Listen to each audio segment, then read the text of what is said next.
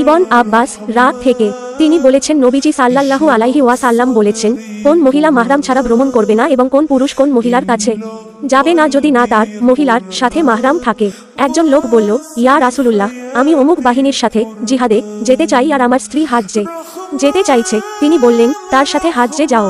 আনো নববী, আল্লাহ তার প্রতি রহম করুন, সারা সহিহ মুসলিম গ্রন্থে ভ্রমণের ব্যাখ্যায় বলেছেন, এখানে ভ্রমণ বলতে কোন নির্দিষ্ট দূরত্ব বোঝানো হয়নি। যা কিছু ভ্রমণের আওতায় পড়ে তা মহিলাদের জন্য স্বামী অথবা মাহরাম ছাড়া বৈধ নয়, তা 3 দিনের হোক, 2 দিনের হোক, 1 দিনের হোক বা অন্য কিছু। এর কারণ ইবন আব্বাসের হাদিস, যা থেকে আমরা দেখতে পাই যে নবীজি সাল্লাল্লাহু আলাইহি ওয়াসাল্লাম বলেছেন কোন মহিলা মাহরাম ছাড়া ভ্রমণ করবে না, এটি নির্দেশ কর ভ্রমণ আওতায় পড়ে এমন যে কোন কিছু। আল্লাহ ভালো জানেন। ফাতোয়া আল লাজনাহ আল দাইমা 17-339 এ বলা হয়েছে যে কোন ক্ষেত্রেই একজন মহিলার জন্য মাহরাম ছাড়া ভ্রমণ করা নিষিদ্ধ, তা দীর্ঘ হোক বা স্বল্প দূরত্বে। আল্লাহ ভালো জানেন।